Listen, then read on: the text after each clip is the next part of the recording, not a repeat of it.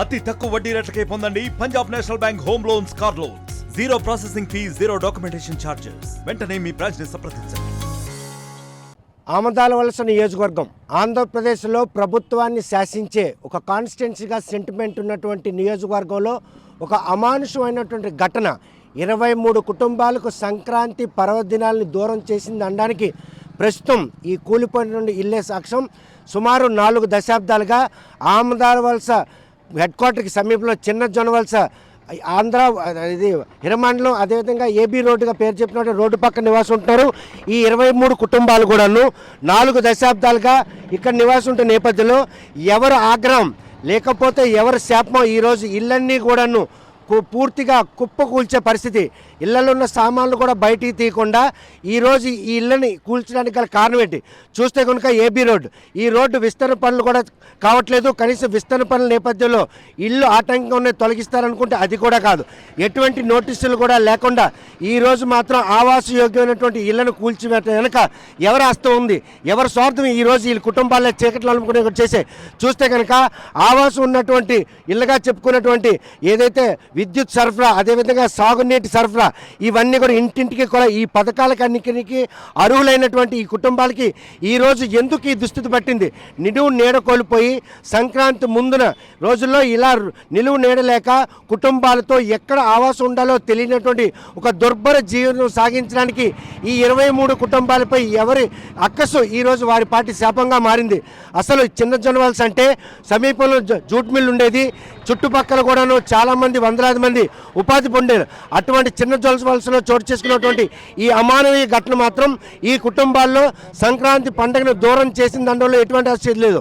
4 దశాబ్దాలుగా తమ పిల్ల పాపలతో అందరూ కూడాను జీవిస్తూ కూలీ నాలి చేసుకున్న కుటుంబాలే. ఈ కుటుంబాలు ఇళ్ళ నిర్మించినప్పుడు పంచాయతీ అనుమతి, అదేవిధంగా పథకాల అమలు ఇవన్నీ కూడాను వీళ్ళకి చెందినప్పుడు ఇల్లు కూల్చివేత కనుక ఎవరి హస్తం ఉంది? వారి కారణంగా ఈరోజు వీళ్ళు ఎందుకు బలయ్యారు? ఈ విషయంలో అధికార యంత్రాంగం ఏం చేసింది? పంచాయతీ నిర్వాహకులు ఏం చేశారు? ఇవన్నీ ప్రశ్నలు తలెత్తున్నాయి. 23 కుటుంబాలు రోడ్డును పడ్డానికి గల కారణాలు ఏంటి? ఉన్న ఇంటిని ఇలా కూల్చివేయడానిక ఎవరి అక్కసు వీరి పాలిటి శాపంగా మారింది? ఇవన్నిటిలో కూడా ఆవాసం ఉన్నటువంటి ఆ బాధ్యతలు మనం తెలుసుకుందాం. 50 సంవత్సరాల నుంచి మామూలుగా ఎప్పుడు కోర్టులోనే వేసారని మాకు తెలియదండి. ఎంతవరకు సడన్గా వచ్చి ఇల్లు తీసిరని పెట్టారు. ఇప్పుడు ఎంఆర్ఓ గారు, ఈఆర్ఓ గారు, సెక్రటరీ అందరూ వచ్చి ఒకసారి నోటీసులు ఇవ్వడమో మాకు తెలియదు సార్. లాస్ట్ నోటీస్ మాకు అందరము తీసిలి ఖాళీ చేయాలి. మరస్ట్ రోజు ఎస్సీ గారు కూడా వచ్చినారండి. ఈ ఎవరోళ్ళు అంటే ఈ గుండ్ర రాజులు, రెడ్డి తౌడు, మొక్కల రామకృష్ణ, మొక్కల రాజు చిన్నారావు, రెడ్డి తౌడు, మొత్తం అండి 5. ఎందుకు కోల్చాల్సిన అవసరం ఎందుకు వచ్చింది? రోడ్డు విస్తరణ కాదు, చెరువు గర్భం అనడానికి రెవెన్యూ శాఖ అధికారులు చూసుకుంటారు. కట్టినప్పుడు లేనటువంటి ఉండడానికి ఆటంకాలు ఇప్పుడు ఎందుకు వచ్చినాయి? వాళ్ళు లంచాలు మాకు అడిగారు సార్. వాళ్ళు అతను సార్ మాట్లాడండి. ఏం జరిగింది ఇక్కడ? ఎందుకు 23 ఇల్లు కూడా కూల్చారు? 23 ఇల్లు ఎందుకు కూల్చారంటే ఇది కక్షగా పెట్టారు సార్. 23 కుటుంబంలో కూల్చడానికి కారణం ఏమంటే ఊర్లో కాలువల గురించి అని సంతకాలు పెట్టించి ఈ 5 సంతకాలు హైకోర్టు రైతులు ఎవరైతే ఉన్నారో వాళ్ళ పేర్లు అక్కడ యాడ్లో చేసి దాని ద్వారా నోటీస్ పంపించి 2023లో నోటీస్ వేశారు. ఈ కేసు తప్పుడు కేసు అని కొట్టుపడేశారు సార్.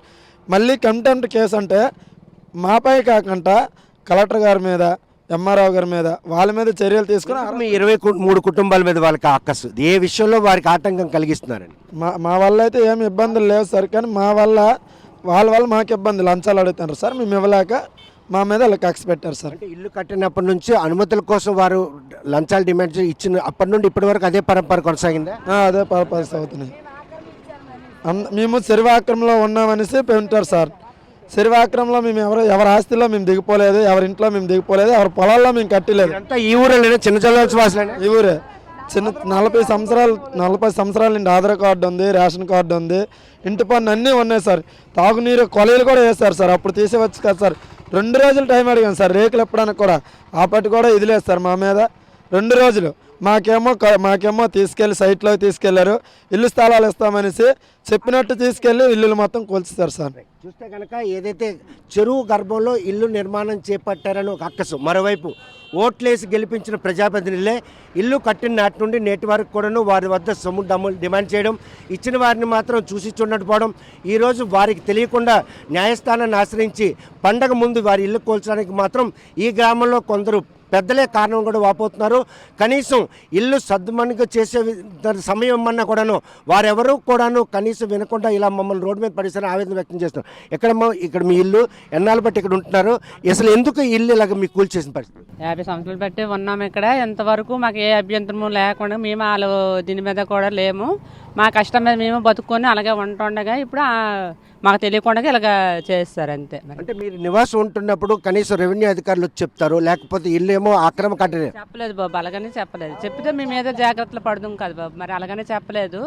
ఎవరి పనుల మీద వాళ్ళు వెళ్ళిపోయేటప్పటికి ఇలాగ చెప్పారు. టైం పెట్టారు. ఇప్పుడు టైం పెట్టినప్పుడు కూడా మేము 3 రోజులు గడువు ఇవ్వమని చెప్పాము, కానీ 3 రోజులు కూడా ఇవ్వలేదు. వాళ్ళు గడువు సడన్గా తీస్తారు కుక్కలర్లు తెచ్చి. సంక్రాంతి సమీపిస్తున్న ఈ తరుణంలో వారి ఇల్లు కూల్చేయడం మాత్రం ఆ ఇళ్లలో సంక్రాంతి సందడి లేనటువంటి పరిస్థితి. నిలువు నీడ కోల్పోయినట్టు వారి ఇంటి ఎదురుగా ఉన్నటువంటి బంధువులు కొంతమంది ఉన్నారు. ఎంతమంది అమ్మ ఇక్కడ ఉండేవాళ్ళు, వీళ్ళందరూ ఏ ఊరోళ్ళు, మీకు వారికి ఒక రిలేషన్ సంబంధం ఉంటుంది, వాళ్ళందరినీ ఈరోజు రోడ్డు మీద పడేస్తారు. ఎలా ఉంది, ఏమనిపిస్తుంది మీకు? నాకేమనిపిస్తుంది అంటే పండుగ ముందు ఇలాగ పిల్ల పాప గాలికి వాళ్ళకి ఇలాగ ఉన్న రోడ్ల మీద 50 సంవత్సరాలు వచ్చింది. ఇది ఫ్యాక్టరీ ఓపెనింగ్ అయ్యింది, వాళ్ళు ఫ్యాక్టరీ కట్టడం ఓర్నొకలు వచ్చి ఇల్లులు కట్టుకొనరు. ఇప్పుడు వరకు వాళ్ళకి మాకు ఎటు ఇబ్బంది లేదు. మేము ఒక తల్లి పిల్లల్లో బతుకుతాను.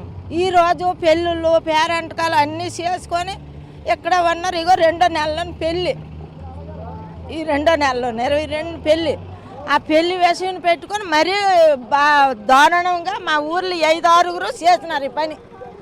ఊరందరూ చేయలేదు. వాళ్ళు ఉండడం మాకు ఎంతో ఇష్టమే. ఇప్పుడు ఇష్టం లేకుండా చేసినారు. వాళ్ళని రోజు రోడ్ల మీద పడేసినారు. ఇక్కడ ఇల్లులో ఆవాసం ఉన్న వాళ్ళందరూ ఈ ఊరోళ్ళనే ఇంకెక్కడ నుండి వచ్చిన వాళ్ళు ఉన్నారు? ఊరినొకరు వచ్చినారు బాబు. 50 సంవత్సరాలని మేము ఈ ఊర్లో పుట్టిన వాళ్ళము. కానీ వీళ్ళు ఉంటే మాకు సంతోషంగా ఉండేది. ఇల్లు మాత్రం కూల్చడం మాకు కూడా ఇష్టం లేదు. వీళ్ళు మా ఊర్లోనే ఎక్కడో స్థలం చూసి మాకు ఇవ్వాలి.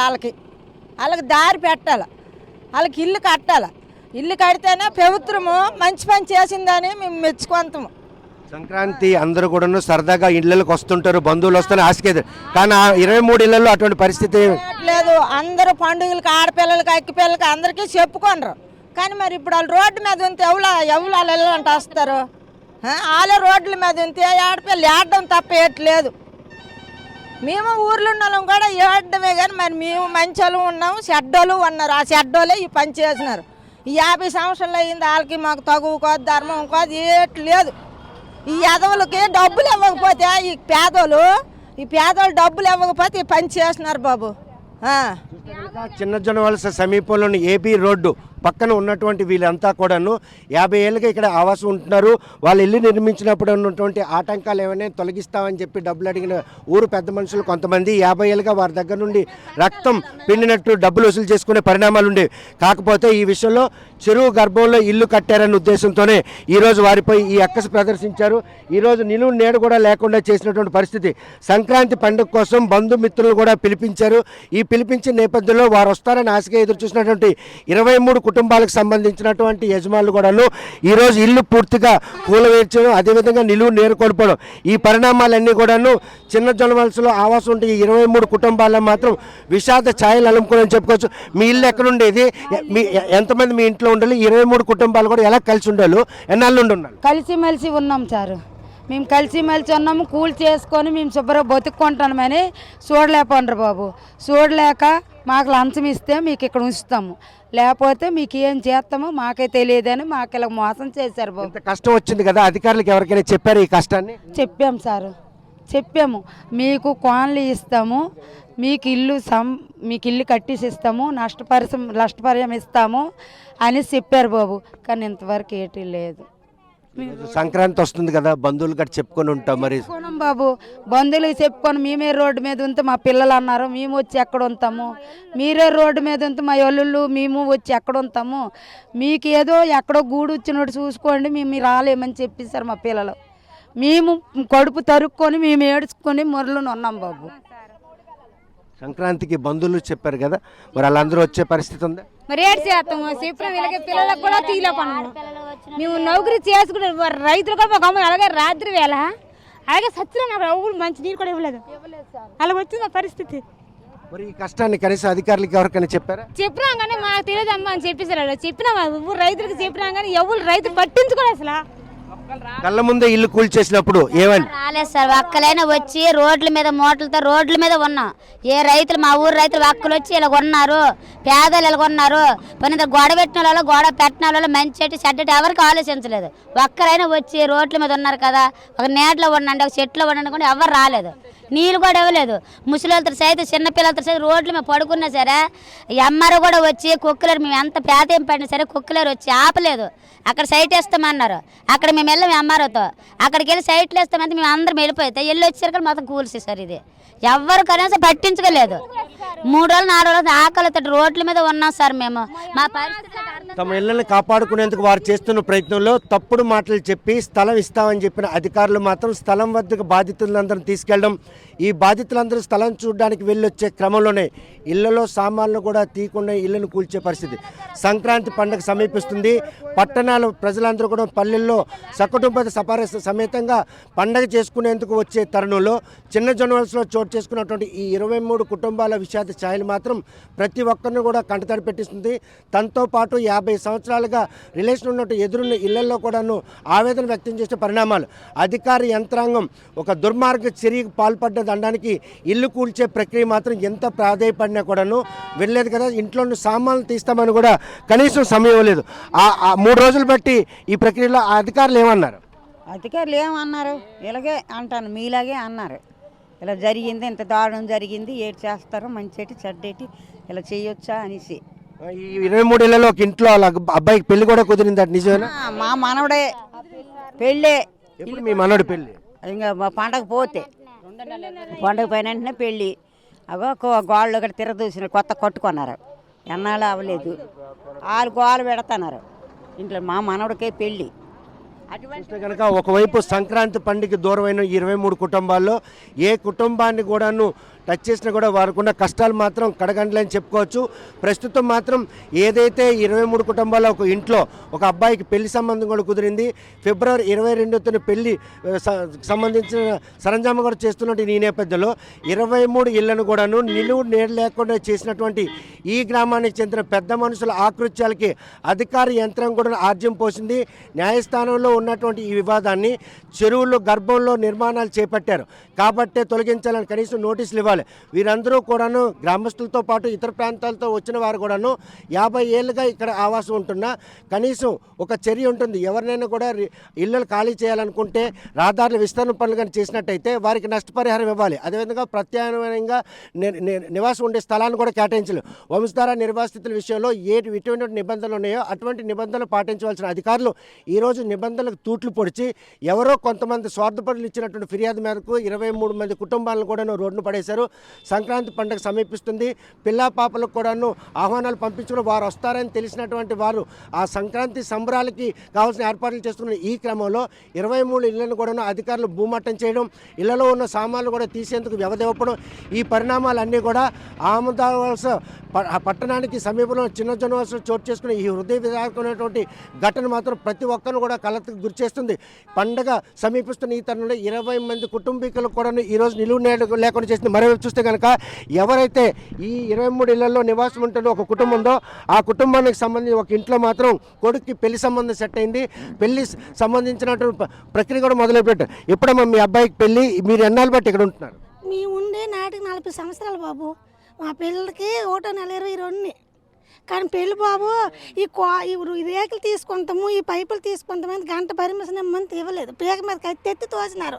మేము నేటికి 40 సంవత్సరాలు, నాకు 4 పిల్లలు, కానీ కనికరించలేదు. జాతి మనమని కూడా చూడలేదు. ఈ ఊరు నాయకులే చేసినారు కానీ బయట వాళ్ళు ఎవరు మాకు కష్టకట్ట చేయలేదు. మేము చేసిన తప్పు ఏంటి మాకు నిరూపించలేదు. పోనీ పలానా తప్పు చేసినావు మీ ఇల్లు తీసేస్తానమన్నా బాగున్నాం. ఒక గంట ఇమ్మని ఇవ్వలేదు. పోనీ పండగ వరకు ఇమ్మని ఇవ్వలేదు. నేటికి 45 సంవత్సరాలు పట్టి ఇక్కడ ఉన్నాం. వాళ్ళకి ఎంత పగో ఏటో మరి మా మీద తెలియదు. మేము ఏడ్చిన మా కన్నీరు అగలలేదు. 23 మంది మీద పగేనాళ్ళకి 23 మంది మీద పగో, ఎవరి మీద పగో ఆ భగవంతుడికి తెలుసు, వాళ్ళకి తెలుసు. తల్లికి పిల్లకి తల్లి అవ్వకుండా చేసినారు. మాకు ఏ నాయకులు కూడా మాకు ఉపకారం చేయలేదు. ఏ నాయకులు మాకు పట్టించుకోలేదు. అవన్నీ ఇళ్ళల్లో కొట్టిన తర్వాత నాయకులలో ఒక్కొక్కరు వస్తారు. కానీ ఇంటికి కరెంట్ సప్లై ఉంది, ఇంటింటికి కొల, ఈ పథకాలన్నింటికి కూడా మీరు ఏదైనా ఇల్లు ఎందుకు కూల్చారు? అన్ని పథకాలు ఉన్నవి, ఇంటి పన్ను రసీదు ఉన్నది, కొలయిలు ఉన్నవి, కరెంటు బిల్లు ఉంది, రేషన్ కార్డు ఉంది, ఆధార్ కార్డు ఉంది, మా పిల్లలతో సహా మాకు ఆధారాలు ఉన్నవి. ఆధారాలు ఉన్న ఈ ఊరు నాయకులే మాకు మీద ఖర్చు కట్టి తీసినారు. ఎంఆర్ఆర్ కాడ కూడా వెళ్ళాం 4 సార్లు. అమ్మ పండగ ముందు వచ్చి అక్కడక్కడ బక్రీస్ వెళ్ళిపోతాము, సాళ్ళవి మీ ఇల్లు తీసిము, మీ ఇల్లు పండగ పోతే వస్తామన్నామని మేము మసద్దులు కొన్నాము. అందుకే లేకపోతే మా సామాన్లు మేము సర్దుకుందాము. ఒక్క సామాను కూడా తీయలేదు, వాళ్ళు తోసేసారు. ఎంఆర్ఓ కూడా అలాగే చెప్పినాడు. 3 రోజులు ముందే 4 సార్లు వెళ్ళాం, 4 సార్లు. రేపు తోసేస్తానికి ఈరోజు వెళ్తే 22వ తారీఖు డేట్ ఇచ్చాడు. అలాంటి 5వ తారీఖు వచ్చి తోసేసాడు. 22 అయితే పండగ పోదు కదా, పండగ పోయిన తర్వాత వస్తారు అనుకున్నాం మేము. కానీ ఆ డేట్ అక్కడ ఉంటే ఇక్కడ వచ్చి తోసాను. మరి మేమేం చేయము? మేము రోడ్డు మీద పడి దండం మొక్కుకుని ఉండిపోతాను. సంక్రాంతి సమీపిస్తున్న నేపథ్యంలో కుటుంబీకులందరూ కూడాను ఈరోజు సంక్రాంతి సంబరాలు చేసుకునేందుకు సంసిద్ధవుతున్న ఈ తరుణంలో రెవెన్యూ అధికారుల కర్కశానికి మాత్రం కుటుంబాలన్నీ కూడాను ఈరోజు నిలువు నేర కోల్పోయి చూస్తే కనుక వారి ఆవాసం ఇంట్లో ఎక్కడ సామాన్లు అక్కడే ఉన్న నేపథ్యంలో వారిని ఏమరపాటు గురిచేసి ఈ కట్టడాలు మాత్రం కూర్చారు. ఇవి అక్రమ కట్టడాలు అయితే కనుక నోటీసులు జారీ చేయాలి. చేసిన తర్వాత ఆ లబ్ధిదారులకు ఉన్నటువంటి ఆధారాలను కూడా వారు సేకరించిన తర్వాత వారికి ప్రత్యామ్నాయం చూపించిన తర్వాతే వీటిని కోల్చాల్సినటువంటి ఒక నిబంధన కూడాను ఈరోజు అతిక్రమించి ఆమదాల వలస రెవెన్యూ శాఖ అధికారులు తీరుపై మాత్రం వారందరూ కూడాను తీవ్రంగా మదనపడుతున్నారు. తాము చేసిన తప్పేంటి? ఈ గ్రామస్తుల్లో పలువురు పెద్దలు ఈరోజు తమపై కక్ష సాధింపు చర్యలు దూరంగానే ఈరోజు 23 మందిని కూడా రోడ్డు మీద పడేశారు. తమ అబ్బాయికి పెళ్లి సంబంధం కుదిరింది, పెళ్లి పనుల్లో ఉన్న తమను కూడాను ప్రత్యామ్నాయంగా వేరే చోట స్థలం చూపిస్తామని నమ్మబలికించి వాటి వైపుగా వాళ్ళని దారి మళ్లించి జేసీబీలు తెచ్చి ఇలా ఇల్లు కూర్చడానికి మాత్రం ప్రతి ఒక్కరు కూడాను కన్నీరు మున్నీరు అవుతున్నారు. తాము చెయ్యని తప్పుకి ఈరోజు కక్ష సాధింపు బలైన 23 కుటుంబాలను కూడాను నిలువు నీడ లేకుండా చేసిన వారిని కఠినంగా శిక్షించాలి. రెవెన్యూ అధికారుల తాలూకా దుశ్చర్యలు మాత్రం తీవ్రంగా తప్పుపడుతున్నారు. ఎందుకంటే ఆవాస్ యోజన ఇంట్లో ప్రభుత్వ పథకాలకు కూడాను అర్హులైన తమందరిని కూడాను ఇలా నిలువు నేల లేకుండా చేసినటువంటి రెవెన్యూ అధికారులు కర్కశం మాత్రం ఈరోజు చట్టపరంగా వారిని శిక్షించాలని కూడా డిమాండ్ చేస్తున్నారు. చిన్న జొన్నవలసలో చేర్చేసుకున్నటువంటి 23 కుటుంబాలపై కక్ష సాధింపు ధోరణి మాత్రం ప్రతి ఒక్కరిని కూడా కంటతడి పెట్టిస్తుంది. దశాబ్దాల కాలంగా ఇక్కడ ఆవాసం ఉంటున్న తమను ఇలా అర్ధాంతరంగా పండగ వస్తున్న తరుణంలో ఇలా నిలువు లేకుండా చేసిన వారికి మాత్రం తమ తాలూకా శాపం ఎట్టి పరిస్థితుల్లో తగులుతుంది. రెవెన్యూ అధికారులు ఎవరి కనుసైగుల్లో తమపై ఎటువంటి కక్ష సాధింపు చర్యలు పాల్పడ్డారనే విషయం కూడా నిగ్గు తేల్చాలని కూడా చెప్తున్నారు. పిల్లలకి అదేవిధంగా సుదూర ప్రాంతాల్లో ఉన్న బంధువులు కూడా సంక్రాంతికి ఆహ్వానాలు పంపించిన తమకు మాత్రం ఈరోజు వారి రాక కోసం ఎదురు చూస్తున్న తరుణంలో తమకే నిలువు నేడు లేకుండా చేసినటువంటి ఈ అధికార యంత్రాంగం పనితీరు, గ్రామ పెద్దల తాలూకా కర్కశం ఇవన్నీ కూడాను ఈరోజు మా ఉసురు వాళ్ళకి ఎట్టి పరిస్థితులు తగ్గుతుంది. ఇటువంటి పరిణామాలు చూసుకుని తమకు మాత్రం ప్రత్యామ్నాయం చర్యలు చూపెట్టడంతో పాటు తమ సర్వస్వం కోల్పోయినటువంటి నష్టపరిహారం కూడా ఇవ్వాలని డిమాండ్ చేస్తున్నారు. మరి ఈ విషయంలో జిల్లా యంత్రాంగం ఎటువంటి చర్యలు చేపడుతున్నారు?